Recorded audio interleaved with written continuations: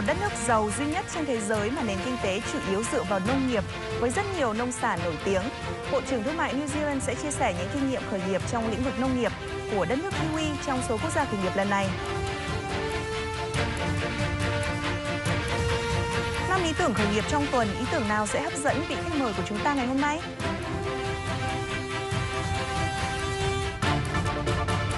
Với mục tiêu rõ ràng kiểm soát và phân phối thực phẩm từ nông trại tới bàn ăn, tới tận tay khách hàng, nền tảng vận hành dựa trên công nghệ, startup Hello Mum đang hấp dẫn nhiều nhà đầu tư và thậm chí được định giá lên tới 4 triệu đô la Mỹ. Kính chào quý vị khán giả của chương trình Quốc gia khởi nghiệp, tôi là Ngô Phương Lan. Thưa quý vị, có một quốc gia mà diện tích xấp xỉ bằng Việt Nam nhưng dân số chỉ vỏn vẹn gần 4,5 triệu người. Và tầng lớp giàu có ở đây không phải là những nhà buôn bất động sản, làm tài chính ngân hàng mà lại chính là những người nông dân. Tôi đang nói đến New Zealand. Điều này cho thấy rằng có rất nhiều điều Việt Nam có thể học hỏi từ cách mà New Zealand làm giàu từ khởi nghiệp trong lĩnh vực nông nghiệp. Xin được hân hạnh giới thiệu vị khách mời hôm nay, ông Todd McClay, Bộ trưởng Thương mại New Zealand. Ông đã có mặt ở đây để tham dự các sự kiện trong khuôn khổ APEC 2017 mà Việt Nam đang là chủ nhà năm nay. Ông Todd McClay được bổ nhiệm làm Bộ trưởng Thương mại New Zealand vào năm 2015. Trước khi vào Quốc hội, ông McClay sở hữu một công ty truyền thông và lobby ở châu Âu. Năm 2000, ông được bổ nhiệm làm đại sứ của quần đảo Cook và đảo quốc Niue tại Liên minh châu Âu. Ông được bầu làm ứng cử viên Đảng Quốc gia cho địa phận Rotorua lần đầu vào năm 2008. Ông McClay được bổ nhiệm vào nội các New Zealand vào tháng 9 năm 2014, trở thành Bộ trưởng Ngân khố và Bộ trưởng các doanh nghiệp nhà nước, và sau đó trở thành Bộ trưởng Thương mại vào tháng 12 năm 2015. Đầu tiên thì chúng ta sẽ cùng điểm qua một vài con số nổi bật về lĩnh vực nông nghiệp của New Zealand ngay sau đây. New Zealand là một trong những nước có nền nông nghiệp năng suất nhất trên thế giới. Chỉ riêng ngành nông lâm thủy sản đã đóng góp 44,6% tổng sản lượng xuất khẩu của New Zealand trong năm 2015. New Zealand nổi tiếng với các nông sản như sữa, thịt bò, táo, kiwi và mật ong.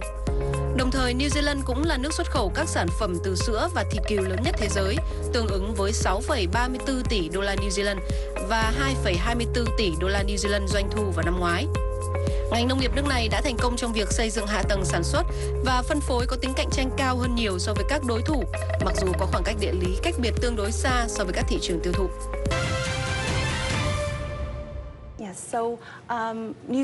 Việt Nam và New Zealand có rất là nhiều điểm tương đồng, ví dụ như hai quốc gia có diện tích đất gần bằng nhau.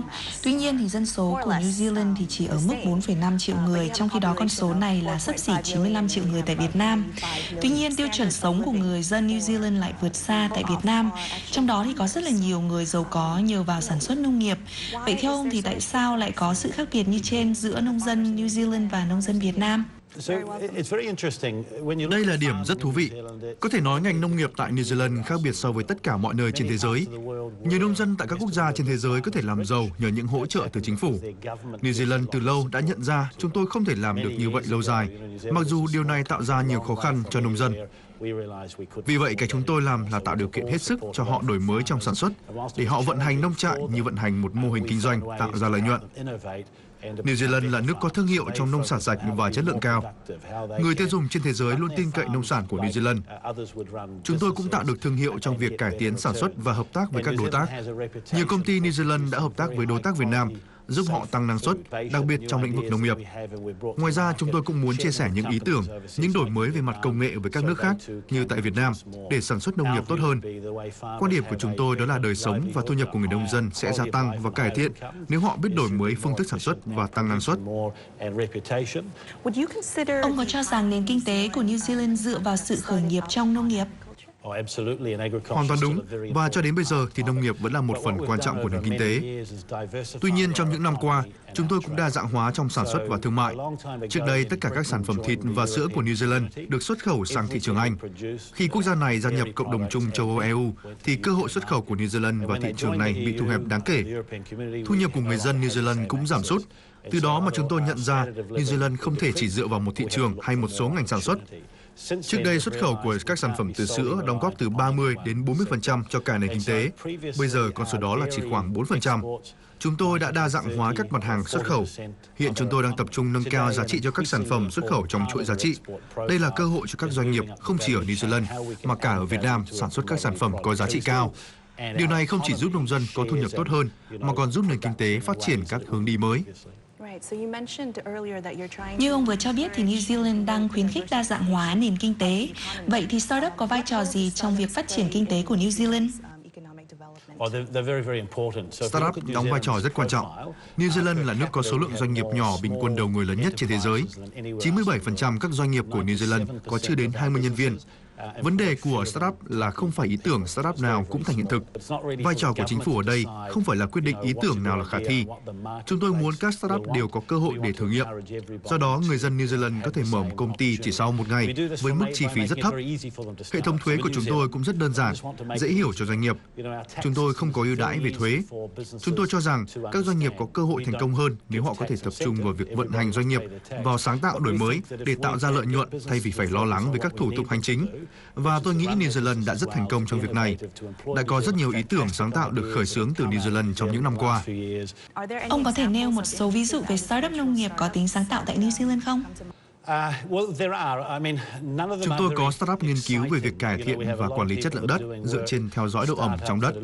Đây không phải là sáng kiến thú vị nhưng lại rất quan trọng nếu muốn tác động tới năng suất. Hãy coi sản xuất nông nghiệp như vận hành một nhà máy. Các nhà máy quản lý từng bước trong quy trình sản xuất và người nông dân cũng cần phải làm như vậy để tăng hiệu quả sản xuất của họ. Không chỉ startup mà các công ty có quy mô lớn cũng không ngừng thay đổi, nghiên cứu và phát triển. New Zealand rất nổi tiếng với các trái kiwi và là quốc gia xuất khẩu kiwi lớn nhất trên thế giới. Chúng tôi không ngừng thay đổi sản phẩm này bằng việc lai tạo có chọn lọc các chủng loại kiwi để tìm ra những đặc điểm phù hợp hơn với các thị trường tại châu Á. Và công nghệ này đã phổ biến trên toàn thế giới. Một điều thú vị khác là tại Việt Nam, chính phủ New Zealand đang hợp tác với các doanh nghiệp trồng thanh long để nâng cao sản lượng cũng như nghiên cứu phát triển các đặc điểm nổi trội của thanh long. Họ có thể cạnh tranh với ngành sản xuất kiwi của chúng tôi. Mỗi hectare kiwi đem lại thu nhập hơn 100.000 đô la cho người nông dân New Zealand nhờ vào chất lượng, thương hiệu và cải tiến trong sản xuất. Do đó, chúng tôi rất muốn khuyến khích các startup đổi mới sáng tạo và có thể hợp tác với các doanh nghiệp nông dân tại Việt Nam.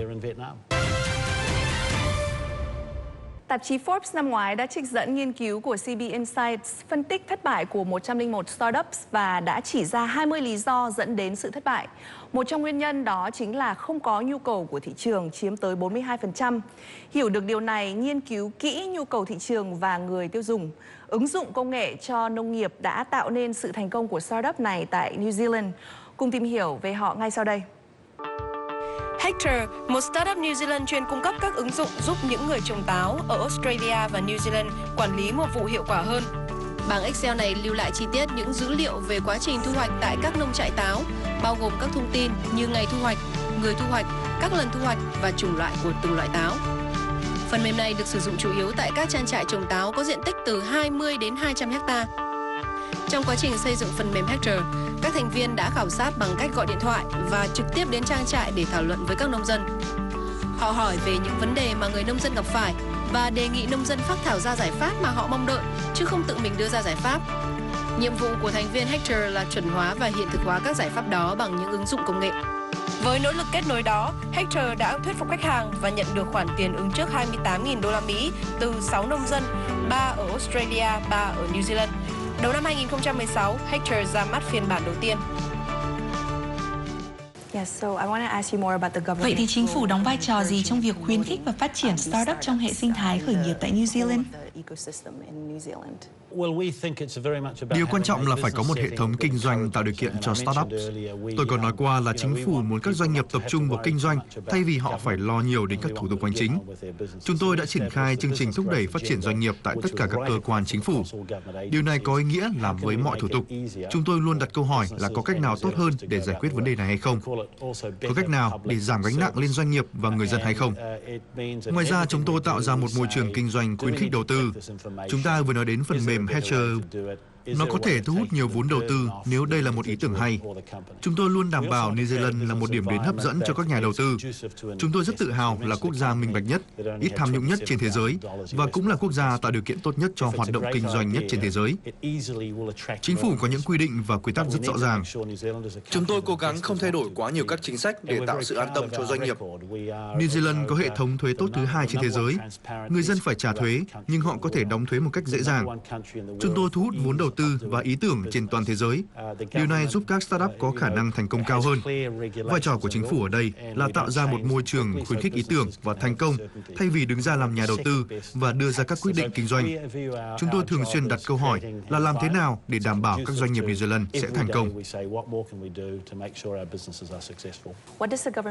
Vậy chính phủ New Zealand làm gì để thúc đẩy đổi mới sáng tạo? Hệ sinh thái khởi nghiệp ở New Zealand làm gì? Giáo dục luôn luôn là câu chuyện về giáo dục.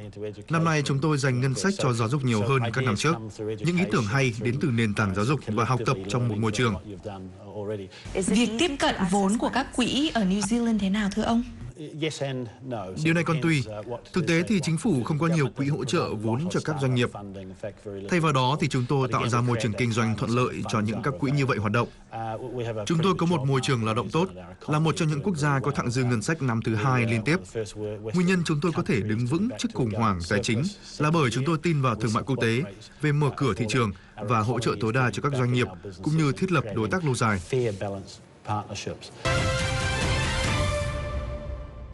Thưa quý vị, Việt Nam được đánh giá là nước có nguồn nông sản, thực phẩm phong phú, đậm chất tự nhiên. Xu hướng tiêu dùng thế giới hiện cũng đang chú trọng vào yếu tố tự nhiên, không hóa chất hay nhiều người còn gọi là hữu cơ hay organic. Chính điều này tạo ra nhiều cơ hội khởi nghiệp cho nhiều người trẻ trong lĩnh vực này. Nông nghiệp là lợi thế đặc biệt của Việt Nam và khởi nghiệp là phương thức thúc đẩy phát triển nông nghiệp. Tuy nhiên, khởi nghiệp trong nông nghiệp không phải là điều dễ dàng. Buồn vì kết quả của công ty đạt không được như mong đợi. Ai cũng bắt đầu chán nản. Là bế tắc đến mức mà cũng nản, cũng muốn bỏ. Đó là tâm trạng của những thành viên của nhóm khởi nghiệp rau Việt chuyên thiết kế, thi công và trồng các loại rau sạch. Các mô hình do nhóm thiết kế đều đạt chuẩn nhưng thiếu tính thực tế. Sinh viên mà ra trường thì phải va chạm thực tế một thời gian thì mới tìm hiểu được là những cái nguyên nhân thực tế nó như thế nào so với những kiến thức mà chúng tôi được học ở trong trường. Mới khởi nghiệp được 2 năm, nhưng nhóm D-Green sản xuất thiết bị khám bệnh cho cây trồng đã trải qua tới 7 lần thay đổi nhân sự do thiếu kinh nghiệm quản lý và vận hành doanh nghiệp. Trọng lượng lời nói là quyền lực của ai là cao nhất thì chúng ta sẽ phải phân chia ngay từ đầu, tránh cái trường hợp mà như em đã từng gặp phải. Nghĩa là ai thì cũng coi dự án đều là của mình cả, thế là không ai nghe lời ai cả. Mặc dù gặp nhiều khó khăn khởi nghiệp trong nông nghiệp, từ việc phải xây dựng một mô hình sản xuất mới hay thay đổi nhân sự nhiều lần, thì các bạn trẻ trên đều chia sẻ quyết tâm theo đuổi ước mơ khởi nghiệp trong nông nghiệp của mình.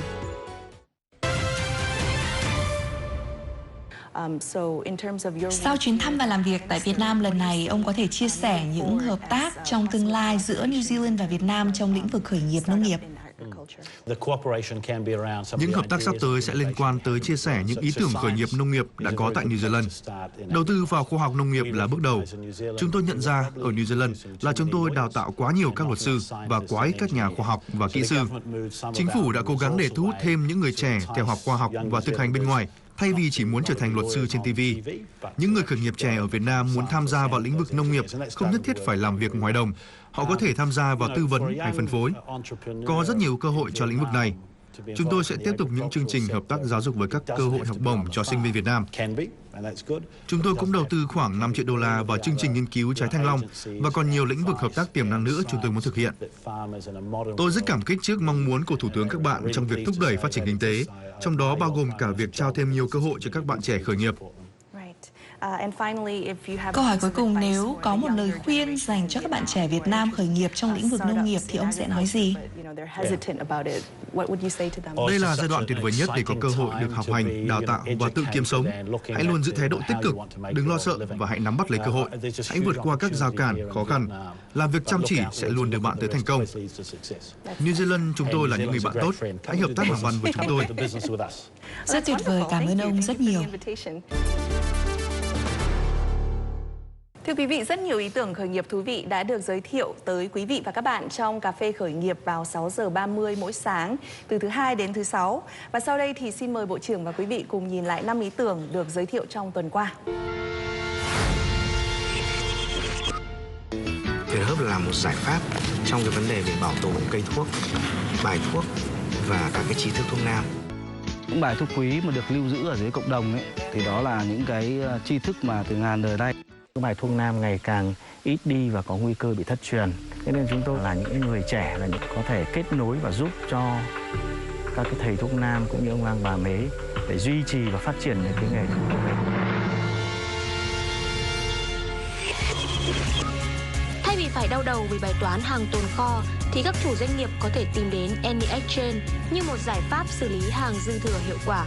AnyExchange là dịch vụ hàng đổi hàng giữa các doanh nghiệp, không giới hạn loại hàng hóa được trao đổi, không phát sinh chi phí trong quá trình đổi hàng.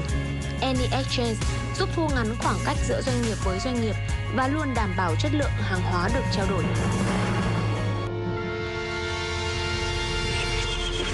Thuyết trình ý tưởng là công việc thường xuyên với bất cứ ai, dù là sinh viên, giảng viên, kỹ sư hay giám đốc, nhưng không phải ai cũng biết cách để làm nên một slide thuyết trình đẹp và chuyên nghiệp. Với các khóa học và dịch vụ chuyên biệt về thiết kế thuyết trình ý tưởng ở Slide Factory, việc chuyển thể nội dung và dữ liệu thô thành những câu chuyện, hình ảnh lôi cuốn, đạt hiệu quả thuyết phục cao, góp phần tạo nên những bài thuyết trình chất lượng đã trở nên dễ dàng hơn. Chuyền bóng, tranh cướp bóng, gay cấn, sôi động luôn đem tới không khí sôi nổi, khiến các bạn nhỏ cảm thấy thích thú. Thông qua quá trình giao tiếp, trò chuyện cùng các huấn luyện viên nước ngoài, các bạn nhỏ sẽ được phát triển khả năng tiếng Anh một cách tự nhiên nhất. Bóng rổ chỉ là một trong rất nhiều khóa học của Play and Learn, một mô hình giáo dục thể thao tích hợp, vừa rèn luyện sức khỏe, vừa nâng cao khả năng ngoại ngữ cho học sinh.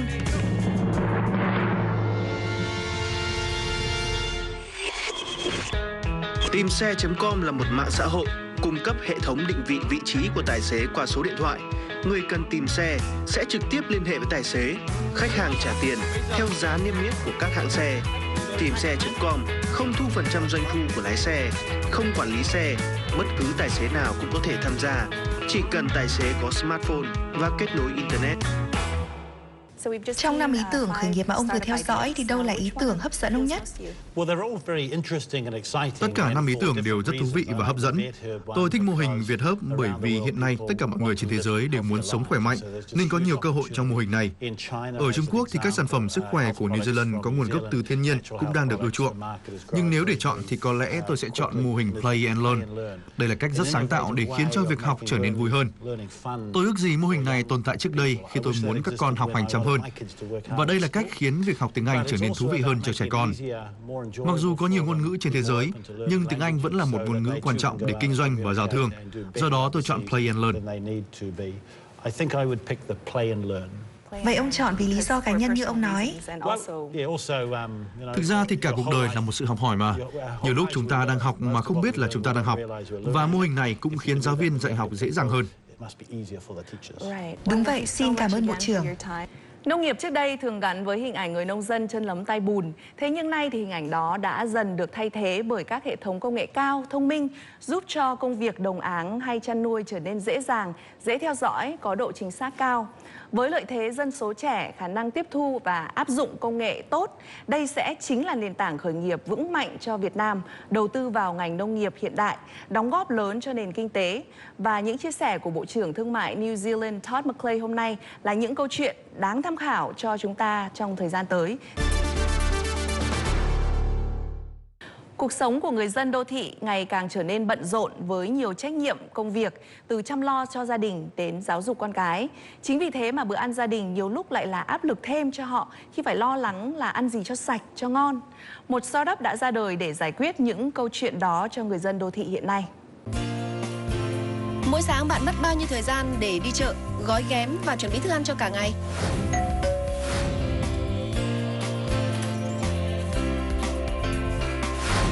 Với các thao tác quen thuộc, chị Đinh Thị Hoa đã đặt thức ăn cho gia đình bữa tối nay, bao gồm từ thực phẩm chính đến gia vị đã được chế biến sẵn. Ngoài ra, để kiểm tra sản phẩm được thu hoạch lúc nào, các thông số chỉ số an toàn vệ sinh thực phẩm, nguồn gốc, điều kiện trồng trọt ra sao, chị chỉ cần dùng phần mềm quét mã vạch.